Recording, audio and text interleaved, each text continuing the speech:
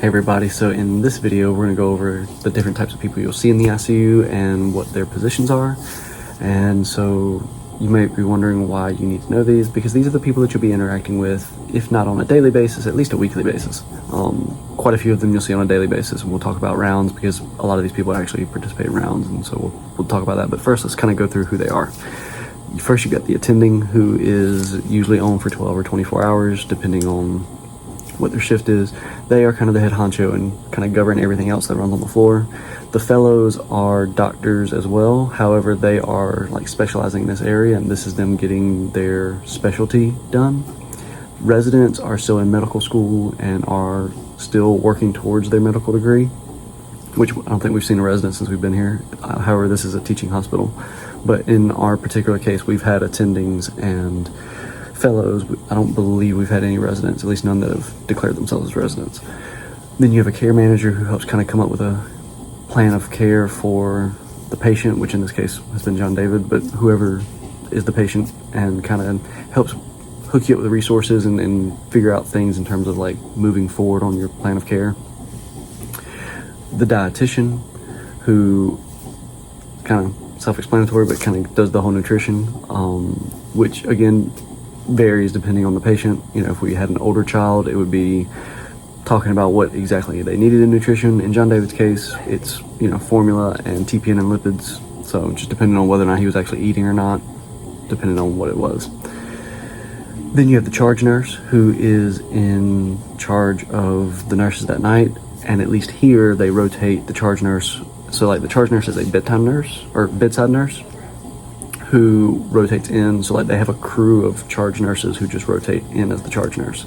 And the charge nurse basically tells everybody where to go when everybody shows up for their shift, and, you know, is kind of handling the administrative day-to-day stuff for their 12-hour shift. And again, they rotate, so it's not the same charge nurse all the time. You also have a chaplain, which we met ours like well over a month in. They tried to meet with us earlier, however it was bad timing because it was when everything was going on, and Mallory was like, nope, no chaplain right now, we'll talk to a chaplain later, but first no chaplain while the heavy stuff's going on. But they are kind of responsible for emotional well-being and advice, spiritual advice. So, you know, emotional or spiritual, they're just there to help kind of counsel you through. Lactation consultant, which if you don't have a newborn or if you're not breastfeeding, this one won't really apply to you. However, in Jon David's case, he has a newborn, and a lot of the babies up here on PCICU are newborn, so lactation consultant is somebody that you would expect to see to kind of help the mother plan out lactation, if that is something that y'all want to do as far as breast milk. Nurse practitioner, who is somebody who holds an advanced degree. They are beyond a registered nurse, and they actually can do a lot of the care themselves. So they are working, and a lot of times you'll see them come in the room and kind of check in on you. But they are, you know, attendings here, and then nurse practitioners here. Fellows are in between them, and that's kind of the hierarchy. A precept, even though it has pre in the name, does not mean that they are getting trained. It means they're the ones doing the training. I messed that up and stuck my foot in my mouth one time when somebody said they were a precept. I was like, oh, so you just started? And she's like, nope, been here for 4 years. So precept is the person training. The orientee is the new person who is getting trained. But again, this being a teaching hospital, so there have been multiple times where we've had a precept and an orientee where it is an older nurse training a newer nurse. OT and PT. OT is occupational therapy and PT is physical therapy, and a lot of people like they're the same thing. They're not. So occupational therapy is more like function based. So like you're trying to learn how to do certain functions with your body, and that's kind of the goal of teaching this function. Whereas physical therapy is more of just the physical therapy of the stretching of the muscles and the musculoskeletal systems and things like that. So that's the big difference between them.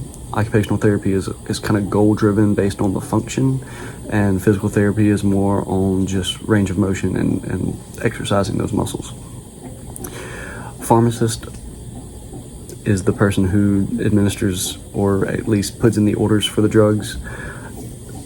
Registered nurse is pretty much every bedside nurse in the ICU or the PCICU. They're all registered nurses who are providing your care. Respiratory therapist is who will come in. You'll see them a lot, especially if you're on a ventilator. We saw them quite a lot on the ventilator. However, once you're off the ventilator, you don't see them quite as much. Like, he's on high flow right now. We see the respiratory therapist a couple times a day, usually at rounds, and then maybe once or twice throughout the day just to kind of check that everything's going well, and that's pretty much it. Social worker is going to be a huge resource for you, especially if you need financial assistance or therapy or anything along those lines. They can kind of hook you up with those resources. They are phenomenal in that aspect. Speech therapist for Jon David, that is going to be mainly taking a bottle. However, depending on how old your child is or the patient, it may include other things, including speech therapy, vocal cords, things like that. But in Jon David's case, being a newborn, which he's a month old now, but being a newborn, his biggest thing is going to be like being bottle fed and working on that type of speech therapy. And then the surgeons are obviously, the unicorns. You kind of, if you pretend this is a forest, you see them kind of go through every now and again, but you just see them every now and again. So they will kind of come through, they'll speak to you pre-op, they'll talk to you post-op, and then you pretty much don't see them anymore. Again, kind of like a unicorn, a mythical creature. Like, they just, But they come in, they do their job, and they've got a busy schedule, so they're working on other people. But that is pretty much everybody that you'll see on a regular basis. I'll make another video on who you'll see at rounds, because everybody that you'll see at rounds is on this list. But there are people on this list that you might see once a week or once every other week. But these are all the people that you can kind of expect to see while you're in the PCICU. And Jon David, tell everybody bye-bye.